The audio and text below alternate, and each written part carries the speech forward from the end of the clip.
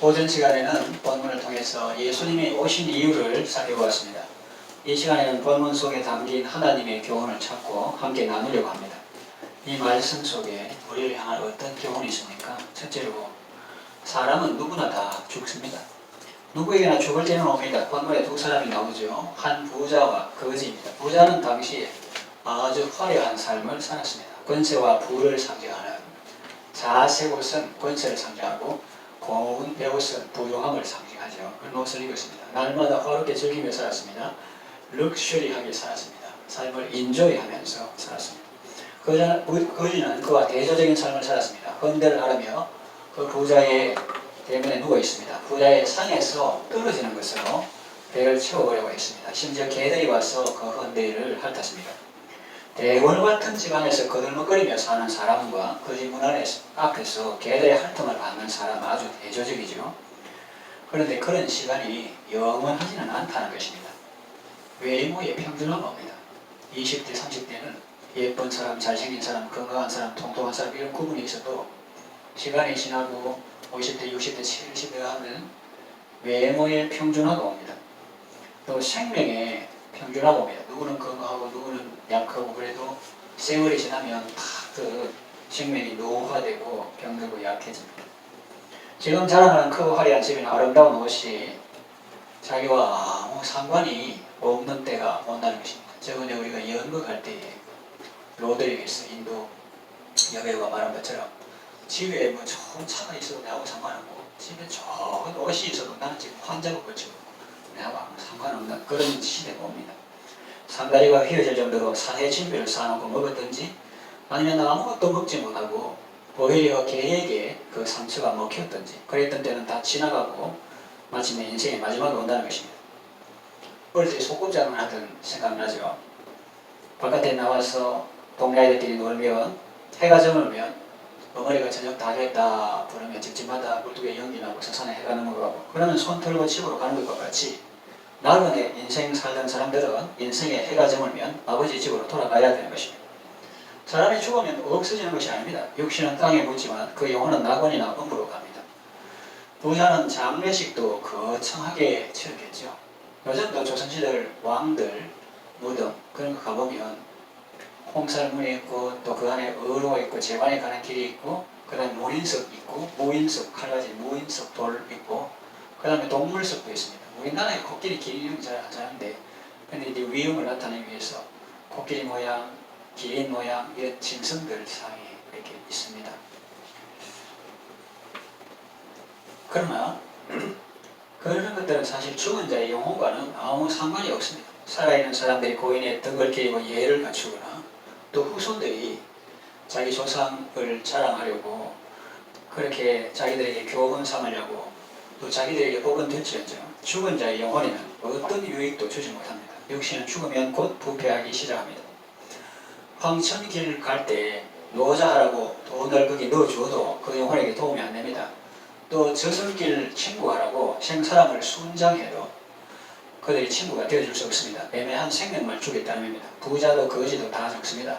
이 사실은 우리에게 큰 교훈을 줍니다. 죽음 준비를 평소에 잘해야 합니다. 그날에 후회하고 원망하고 분노해봐야 아무 소용이 없습니다. 평소에 창조주 하나님을 기억하고 살아야 합니다. 우리 인생은 시계에 비할 때 어떤 시계냐? 전자시계 착착착착. 그 사람 누가 신기하게 만들어놨잖아요.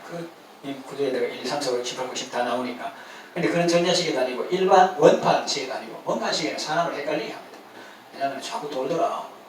오늘 또 지나가면 또 내일 오겠지. 12시 지나가면 또 1시 오고 헷갈리게 만들어요. 그래서 우리 인생을 시계에 비하면 그런 원판 시계나 전자시계가 아니고 모래시계와 같습니다. 모래알이 다 떨어지면 내게 주어진 시간이 끝납니다. 70년을 살았다면 그만큼 많은 모래가 떨어져서 내린 것이 시간대 효과가 있겠죠. 그래 모래 그러면 콩알을 해도 됩니다. 콩알 해가지고 예를 들어서 위에 한 70개, 80개 있으면 거의 다 떨어지고 나는 몇 개 남았나. 그런데 모래시계하고 우리하고 다르면은 모래시계는 그 위에 얼마 남았는가 알 수 있지만 우리는 그 위에 얼마 남았는지 몰라요. 그러니까 전체적으로 보면 그래도 거의 다 떨어졌다 이런 걸 알 수 있는데 그 위에 남아있는 게 얼마인지는 모르지만 그래도 거의 다 떨어지는 것을 눈으로 볼 수가 있죠. 그래서 우리는 우리에게 주어진 시간을 감사하게 생각하고 그 시간들을 아름답게 살고 보람있게 살아야 하겠습니다. 선도자가 말한 바와 같이 너는 청년의 때, 즉 곤고한 날이 이르기 전에 나는 아무 낙이 없다 할 그때가 가깝기 전에 너의 창조자를 기억하라 말씀하셨는데, 하나님 앞에서 우리 그 사람의 노화와 죽음을 바라보면서 매 순간을 아름답게 살아가시기를 바랍니다. 둘째 본문을 통해 주시는 교훈은 지옥은 절대로 가면 안 된다 하는 것입니다. 왜 그곳이 가면 안 됩니까? 그곳에 있는 사람이 하는 말을 잘 들어봐야 합니다. 그래야 정확하게 알 수 있습니다. 다른 사람은 경험해보지 않았기 때문에 함부로 말하고 쉽게 말할 수 있습니다. 그러나 그곳에 있는 사람은 가감 없이 있는 그대로 피부에 와닿는 그대로를 말합니다. 지옥은 한마디로 하나님의 은혜가 없는 것입니다. 지금 이 세상에는 그래도 하나님의 은혜가 있죠. 하나님의 자비가 있습니다. 악인들조차도 하나님의 은혜를 받고 삽니다. 왜냐하면 하늘에 계신 우리 아버지는 온전하신 분이셔서 비를 선한 사람, 착한 사람에게만 내리는 것이 아니라 악한 자에게도 비를 내려주시고 햇빛도 그렇게 하십니다. 그러나 지옥은 어떤 것입니까? 나는 하나님이 싫어요. 말씀 순종하기 싫어요. 그 말 듣기 싫어요. 교회 교자도 싫어요. 하나님 하자도 싫어요. 라고 말하고 행동하는 사람들이 있는 것이기 때문에, 다시 말하면 하나님의 은혜를 거부한 사람들이 있는 것이기 때문에, 그러면 너희들 그러면 내 없는 데 살아라. 그것이 나타나는 은혜가 없습니다. 그 모습 얼핏만 봐도 정말 심각합니다. 왜냐하면 본문에 보니까 시원한 물 한 방울의 자유도 없는 것입니다. 사람마다 불로 소금 치러 담을 받습니다. 죽고 싶어도 죽어지지 않습니다. 그야말로 영원한 형벌을 받는 것입니다. 이 땅에서 부자로 살았던 사람의 영혼은 눈을 들어서 멀리 나무를 보고 아브라함을 불러서 말합니다. 저를 좀 긍휼히 여겨주세요. 나사로를 좀 보내주세요. 제가 이 불꽃 가운데서 고통당하고 있습니다. 그랬더니 놀라운 답이 나옵니다. 25절에 아브라함이 이르되 예, 너는 살았을 때 좋은 것을 받았고 나사로는 고난을 받았으니 이것을 기억하라. 이제 그는 여기서 위로를 받고 너는 괴로움을 받으리라. 이 말이 무슨 뜻입니까? 살았을 때 좋은 것을 누린 사람은 다 지옥 가고 살았을 때 고생한 사람은 다 천국 간다는 뜻입니까? 아닙니다. 너 혹 억울하다고 생각되거든 너의 과거를 한번 기억해보라 하는 것입니다. 결코 불공평한 것이 아니라는 거죠. 여러분, 이 부자가 잘못한 것이 무엇입니까? 부자로 사는 것이 죄입니까? 그런 건 아닐 것입니다. 왜냐하면 성경에 보면 주님의 기쁨이 된 부자들도 있으니까요. 그가 또 특별히 무슨 흉악한 죄를 저질렀습니까? 그런 것 같지도 않습니다. 성경에 안 나와 있어서 자세히는 모르지만 그래도 자기 집 대문 앞에 헌대하는 거지가 누워있는 것을 내치지 않은 것을 보면 여기지 말고 저쪽에 집과 떨어진다. 저쪽에 가서 그렇게 쫓아내지 않은 것을 보면 악독한 사람 같지는 않습니다. 그럼 이 사람은 왜 지옥에 왔을까요? 성경을 보면 알 수 있습니다. 한마디로 그는 모세와 선지자의 말을 듣지 않았던 것입니다. 그래서 자기 형제들이 그들의 말을 듣고 회개하여 그들은 절대로 여기 오지 않게 해달라고 절규하고 있는 것입니다. 요즘 말로 하면 복음 사역자들의 말을 안 들었다는 것입니다. 그렇습니다. 여러분, 사람이 부자라서 지옥 가는 것이 아닙니다. 하나님의 말씀을 안 듣고 복음 사역자들의 말을 안 들으면 누구나 지옥 가는 것입니다. 그러나 돌려서 말할 때 누구든지 예수님을 믿고 구원받으면 지옥 형벌을 면하고 천국에 갈 수 있는 것입니다. 여러분은 지옥에서 절규하는 이 영혼의 부르짖음을 꼭 기억하시길 바랍니다. 그리고 그들의 바람대로 지옥에는 절대로 안 가야 되겠습니다. 그것이 고인의 소원을 그 사람이 믿는 사람이든지 안 믿는 사람이든지 소원은 똑같습니다. 그들의 한 가지 소원은 오로지 자기 형제와 자녀들이 절대로 지옥 안 가는 것이기 때문입니다. 실제로 모세와 선지자의 말을 들어야 합니다. 모세와 선지자는 구약에서 하나님의 말씀을 전하는 사역자들입니다. 신약시대에는 복음 사역자들이 하나님의 마음을 가지고 하나님의 말씀을 전합니다.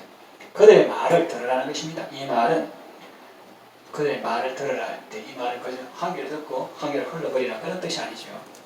영어로 말하면 우리가 중학교 1학년 때 배운 것처럼 hearing이 아니라 listen to, 경청해라, 순종해라 그런 의미죠. 복음을 듣고 회개할 때 지옥 형벌을 면할 수 있는 것입니다. 예수님을 믿고 그 말씀에 순종할 때 천국에 갈 수 있다는 것입니다. 이 앞에 어떤 내용이 나옵니까? 바리새인들은 돈을 좋아하는 자라 이런 내용이 그 앞에 나오죠. 그러면 여러분은 돈을 안 좋아하십니까? 좋아합니다. 그러면 이 표현은 어떤 의미입니까? 미워하지 아니하면, 다시 말하면 예수님을 더 사랑하지 아니하면 그렇게 풀 수 있습니다.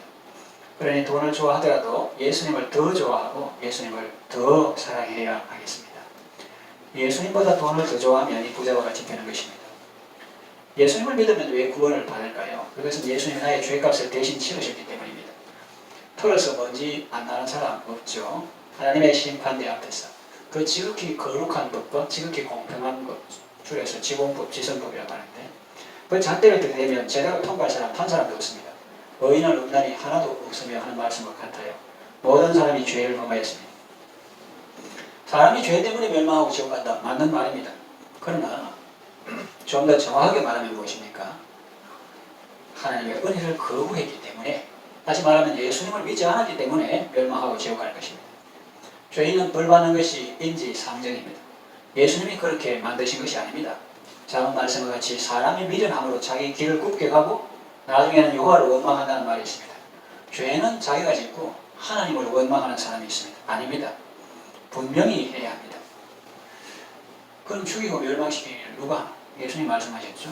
사탄, 도적이 온 것은 도적질하고 죽이고 멸망시키기 위한 것이요 인자가 온 것은 사람을 하여금 양들 하여금 생명을 얻고 풍성을 얻게 하려 함이라. 그러니까 죽이고 멸망시키는 것은 도적이 하는 일이고 사탄 마귀가 하는 일이고, 예수님은 오히려 그 사탄 마귀에게 사로잡힌 영혼을 더 강한 자로 가서 그 사탄 마귀를 결박하고 거기에 사로잡힌 영혼을 구원하는 이런 일을 하시는 것입니다. 예수님 하시는 일은 우리 양으로 하여금 생명을 얻게 하고 풍성을 얻게 하시는 것입니다. 그리고 하나님의 그 독생자를 세상에 보내신 이유를 분명히 알아야 합니다. 하나님의 그 아들을 세상에 보내신 것은 세상을 심판하려 하시면요 그 아들 때문에 세상에 구원을 받게 하려 함이라고 했습니다. 인과의 법칙, 원인과 결과의 법칙대로라면 죄인은 죽어야 마땅합니다. 왜냐하면 죄의 값은 사망이기 때문입니다. 그러나 하나님의 나라에는 은혜의 법칙도 있습니다. 죄인 괴수라도 사는 길이 있다는 것입니다. 원래 죄인은 죽어야 마땅한데 죄인이 나를 대신해서 하나님의 아들이 대신 죽임을 당했습니다. 그 덕분에 죄인인 나는 죽지 않아도 되고 살게 된 이것이 바로 하나님의 은혜인 것입니다. 성경 말씀대로 너희가 그 은혜를 인하여 믿음으로 말미암아 구원을 받았으니 이것이 너희에게서 난 것이 아니라 하나님의 선물이라 했습니다. 그러니 감사하며 살아야겠죠. 그러나 이 부자는 그러지 못했습니다. 그 모든 것이 자기 것인 줄 알았습니다. 그 사실을 아브라함이 일깨워줍니다. 예, 너는 살았을 때 네 좋은 것을 받았다. 자기 것 아닌 것 가지고 자기 마음대로 썼으니 그 죄가 큽니다. 전에도 한번 말씀한 기억이 있습니다만은 예수님을 모르는 사람들은 자선사업하면 할수록 그 죄가 더 큽니다. 불신자는 이 말의 의미를 모를 것입니다. 뭘 해도 다른 사람이 KBS나 뭐 신문에 구제하고 매듭 내놓고 이런 훌륭하지 왜 그걸 크게 하면 크게 할수록 왜 큰 죄인이 됩니까? 그렇게 생각할 수 있어요. 그런데 여러분이 주인이라고 생각해보세요. 여러분이 해외여행 가면서 대리 정직이한테 내 걸 좀 잘 관리해라 하는데 내가 여행 갔을 때 그 사람이 주인 이름은 싹 지워버리고 집에서 기업에서 흔적도 없애버리고 완전히 추억을 접근해놓고 자기가 이제 학교에 가서 장학금도 주고 TV에 나와서 사진도 받고 조명도 받고 그래가지고 유명하다 훌륭하다 하는 그런 거를 다 칭찬받고 그렇게 했다고 할 때 주인이 돌아오면 아주 괘씸하겠죠. 그리고 세상에서는 자꾸 훌륭하다, 너무 고맙다 이러니까 속으로는 자기가 너 괜찮은 인간인가 보다 이렇게 생각하는 거죠. 그래서 우리가 주인한테 그걸 이해하지 못하고 괘씸하게 생각하는 것처럼 하나님 편에서는 모든 것이 하나님의 것인데 차라리 그것이라도 다른 사람이 구제 못해도 물 한 방울 먹고 공기 한숨 쉬더라도 하나님 아버지 감사합니다. 요 인간이 이런 사람이 오히려 하나님 보시기에 정직하지. 그 물동량은 많고 매듭고 왔다 갔다 해도 주인 흔적 싹 지워버리고 하나님의 아버지인 것도 모르고 내 생명과 호흡을 주관하시는 분인 것도 모르고 그래가지고 아이고 회장님 훌륭하십니다. 처음에는 뭘 다른 사람한테 그래도 훌륭한 사람이 있는데 하면서 뭘 그런 거 가지고 하면서 속으로는 은근히 다른 사람이 저렇게 신문에 나오고 방송에 나오고 대통령 표창도 주니까 괜찮은 사람인 것 같다 이래 생각하면은 다른 사람도 속이고 왜냐하면 다른 사람이 올 때 신문에 나오고 하니까 훌륭하다 그러는데 사실 횡령배임한 거지. 주인이 따로 있는데 자기가 주인으로 돼서 다른 사람 볼 때도 속이고 자기 자신도 속는 거예요. 왜? 자기 자신이 속여서 나도 괜찮은 인간인가 보다. 그래서 이 신앙적으로 예수님을 모르는 사람, 하나님을 인정하지 않는 사람은 자선사업 하면 할수록 더 큰 죄인이 되어간다 하는 그런 것을 우리가 생각해 볼 수 있습니다. 주님의 것을 인정치 않고 다 자기 건 줄 알고 그것 가지고 자기가 인심 쓰고 횡령하고 배임하고 반역하고 그러고도 자기는 아주 나쁜 죄인이고 이런 게 아니라 아주 괜찮은 사람이라 생각이 있으니 타인도 속이고 자신도 속고 그렇게 완전히 속고 사는 것이죠. 그러니까 지혜롭게 잘 살아야 합니다. 사도 바울이 말합니다. 현재 받는 고난의 가벼운 것이 크고 영원한 영광의 무거운 것을 이루게 한다고 했습니다. 그래서 이 세계를 보아야 합니다. 이제 나사로는 여기서 위로를 받고 너는 고통을 받느니라 그랬어요. 그리고 특이한 점이 있습니다. 세상적으로 말하면 누가 더 유명합니까? 당연히 부자겠죠. 집도 대굴같이 지어놓고 날마다 잔치하고 또 부자도 하고 봉사도 해야 하는데 신문에 나오고 옛날 요즘 우리 표현을 하면 방송 나오고 그러겠죠. 세상적으로 말하면 이 사람이 더 유명합니다. 그러나 여러분 보세요. 오늘 성경에 이 사람의 이름은 없습니다. 그냥 부자 이름 나오지 이름이 없어요. 이름이 없기야 왜 없겠습니까만 엄마가 부모가 지은 이름이 있겠지만 고적상의 이름은 있겠지만 성경에 그 이름이 나타나지는 않는다는 거죠. 그런데 이 나사로는 그것이라도 그 이름이 분명히 여기 기록되어 있습니다. 그리고 지금도 뭐 예수 믿는 사람 혹은 천일교인들 혹은 공동체 마을에 나자루 마을 뭐 이런 거 사람들이 많이 이용하고 있죠. 성경에 그 이름이 나온다 하는 것은 하나님이 분명히 기억하신다는 겁니다. 우리 복음성 가사에 주님이 기억하시면 족하리 예수님 사랑으로 섬기는 모습 천사가 근무하는 아름다운 그 모습 천국에서 해같이 빛나게 그랬습니다. 그래서 같은 시체 죽음을 시체라고 하죠.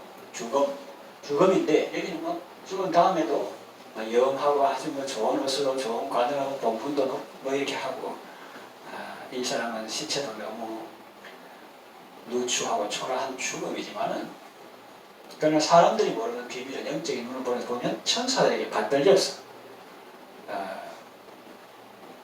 그런 표현이 나오는데 그렇죠. 그래서 그분에게는 천사도 흠모하는 그 무엇이 있었던 거죠. 이 사람에 대한 표현은 천사의 손에 받들렸어. 아버지 아브라함의 품에 안기고 부자에는 그런 표현이 없습니다. 그냥 갔다 이렇게 돼 있어요. 이 말씀을 정리하며 마치고 여러분 보이는 것이 다가 아닙니다. 앞으로 물거품처럼 사라질 것도 있고 또 별처럼 영원히 빛나는 것도 있습니다. 성경은 말합니다. 누구든지 이 세상과 세상에 있는 것들을 사랑치 말라. 이는 이 세상에 있는 것이 다 육신의 정욕과 만목의 정욕과 이생의 사랑이에요. 이거 창세기 그 에덴 동산으로 연관되죠. 하와가 사탄 만들고 그 나무실 걸 보니 먹음직도 하고 보암직도 하고 지혜롭게 할 만큼 탐스럽게도 했다. 이걸 연결해 보면 육신의 정욕과 안목의 정욕과 이생의 사랑이 이렇게 연관된다 볼 수 있습니다. 아버지께로부터 온 것이 아니라 세상에로부터 온 것이라. 이 세상도 그 정욕도 다 지나가되 오직 하나님의 뜻을 행하는 이는 영원히 그 하나니라 그랬습니다. 모세와 선지자의 말을 들으십시오.